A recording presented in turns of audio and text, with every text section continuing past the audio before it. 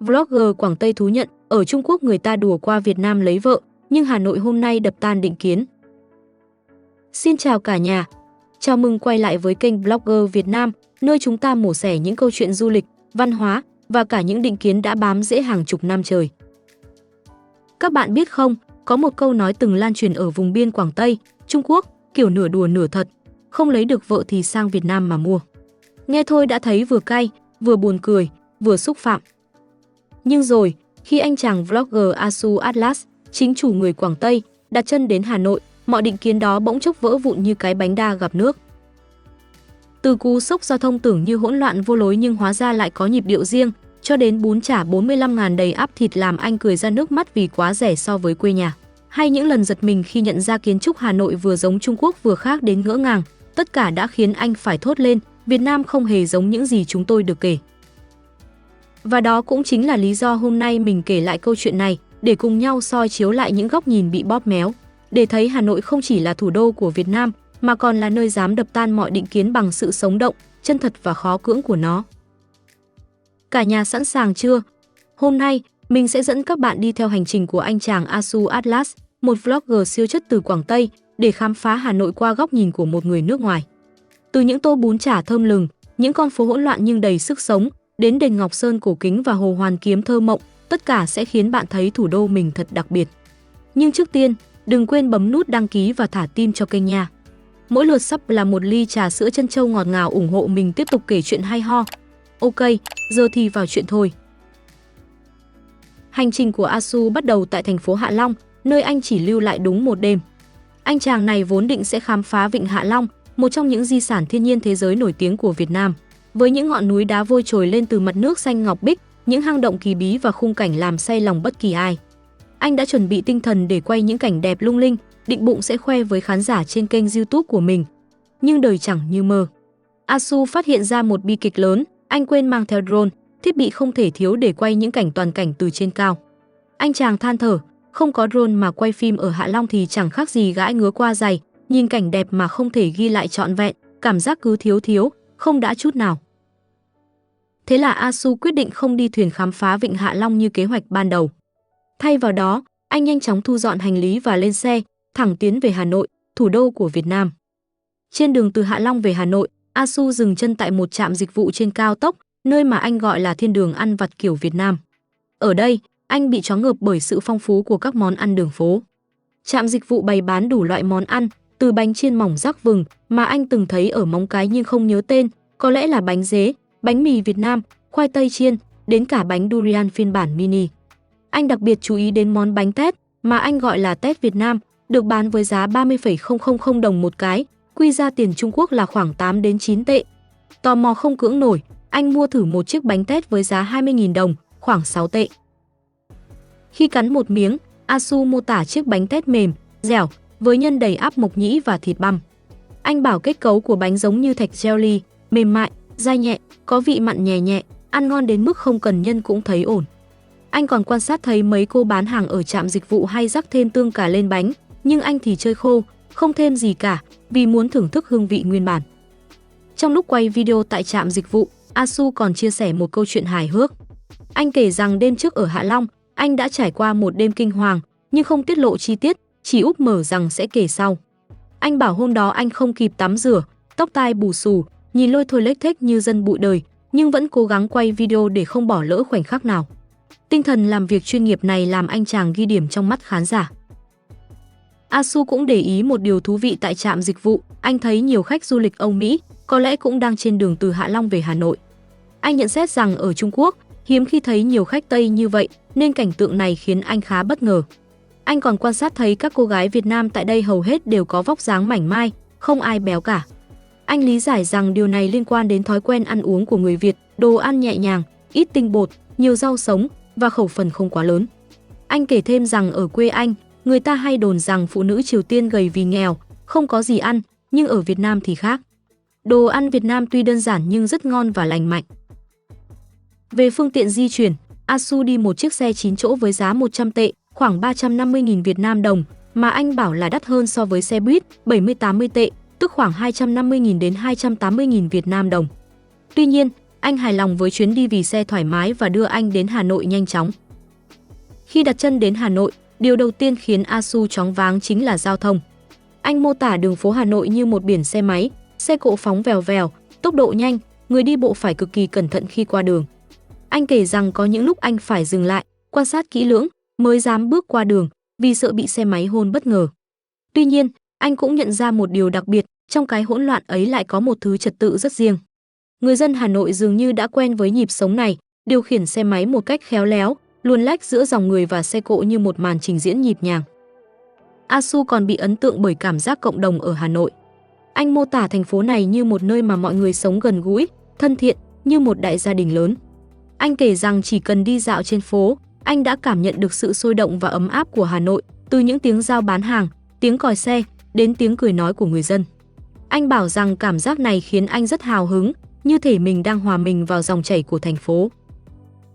Ẩm thực Hà Nội, thiên đường của những món ngon giá rẻ.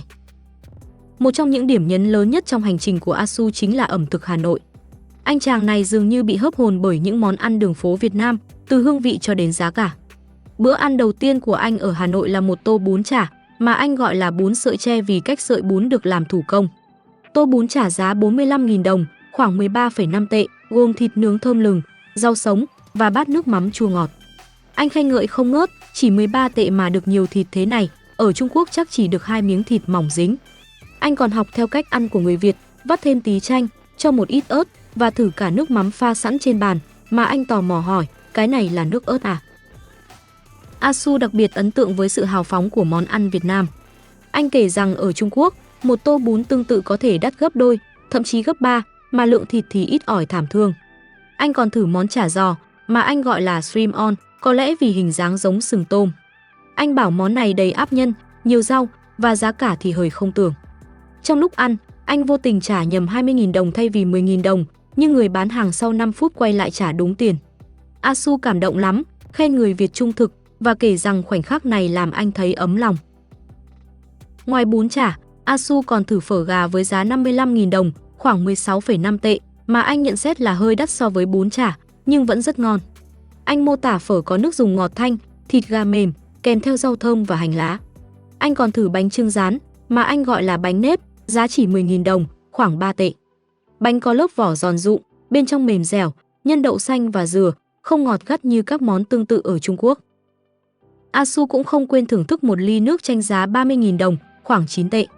Anh kể rằng sau khi ăn uống no say, anh ngồi chill hơn 1 giờ bên đường, ngắm dòng người qua lại và thấm đẫm không khí Hà Nội.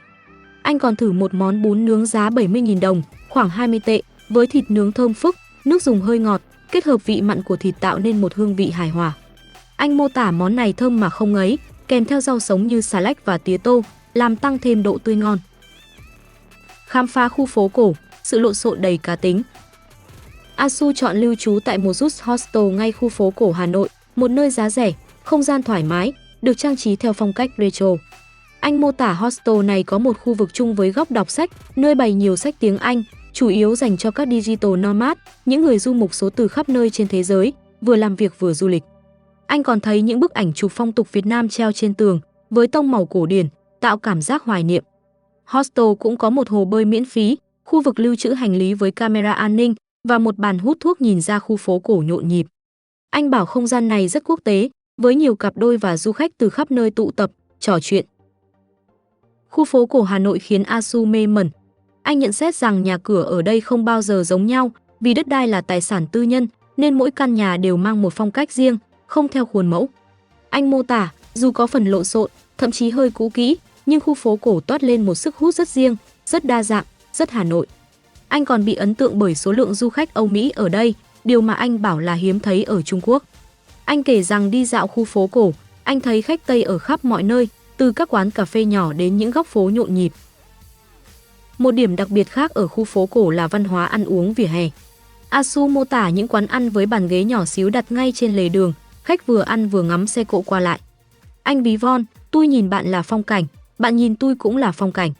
Anh kể rằng dù khói bụi từ xe máy khá nhiều, nhưng người dân Hà Nội dường như đã quen và không để tâm.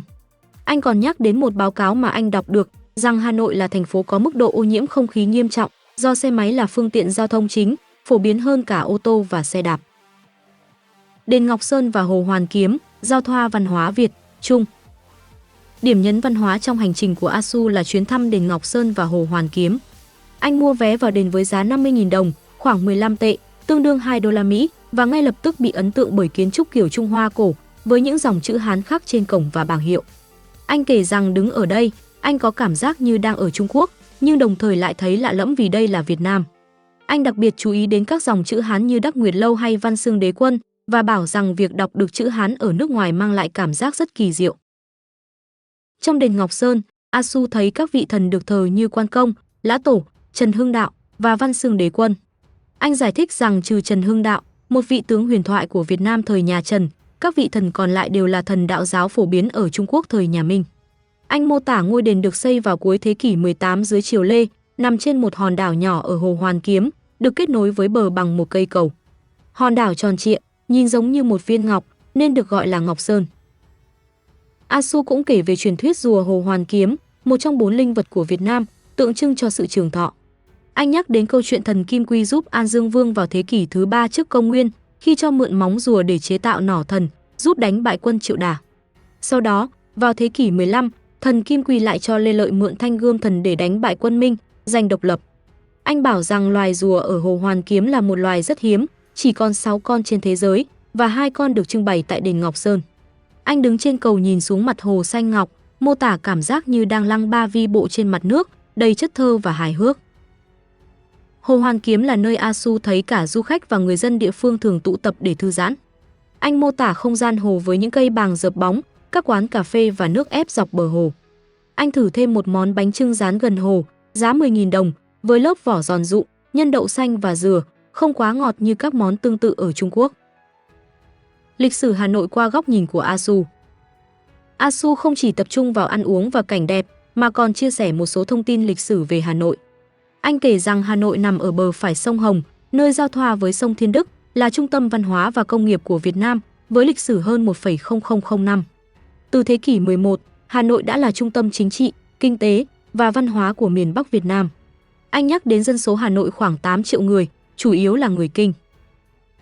Về lịch sử, Asu kể rằng miền Bắc Việt Nam từng thuộc Bách Việt, đến năm 111 trước công nguyên thì bị nhà Hán chiếm đóng và đặt dưới sự cai trị của các triều đại Trung Quốc trong hơn 1.000 năm.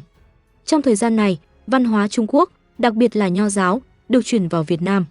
Đến thế kỷ 10, Việt Nam giành được độc lập, thành lập quốc gia riêng và trải qua nhiều triều đại với những giai đoạn phân chia và thống nhất. Vào thế kỷ 15, Việt Nam từng bị nhà Minh chiếm đóng trong hơn 20 năm. Đến thế kỷ 19, Pháp chinh phục Việt Nam và sau đó là cuộc chiến tranh giành độc lập. Năm 1975, Bắc Việt, với sự hỗ trợ của các nước Đông Âu, chiếm được Sài Gòn, thủ đô của Nam Việt, và đến năm 1976, Việt Nam hoàn thành thống nhất đất nước. Asu đặc biệt chú ý đến ảnh hưởng của Nho giáo ở Việt Nam, thể hiện qua các công trình kiến trúc và chữ Hán. Anh kể một câu chuyện thú vị, hồi nhỏ ở làng Anh, người ta hay đùa rằng không lấy được vợ thì qua Việt Nam mua một cô. Anh bảo đó là chuyện cách đây 20 năm, khi kinh tế Việt Nam chưa phát triển. Nhưng giờ đây, với sự phát triển mạnh mẽ và niềm tự hào dân tộc ngày càng cao, câu nói đùa ấy đã không còn phổ biến. Hành trình của Asu tại Hà Nội là một bức tranh đầy màu sắc về thủ đô Việt Nam.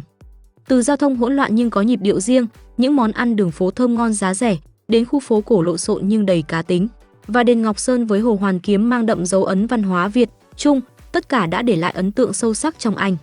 Anh mô tả Hà Nội như một thành phố vừa quen thuộc, với những nét văn hóa Trung Hoa, vừa lạ lẫm, với sức sống và sự độc đáo không thể nhầm lẫn. Cả nhà ơi, sau khi nghe câu chuyện của anh chàng Asu Atlas, có thấy Hà Nội mình thật đặc biệt không nào? Nếu thích video này, đừng quên bấm like, đăng ký kênh và chia sẻ cho bạn bè cùng xem nha.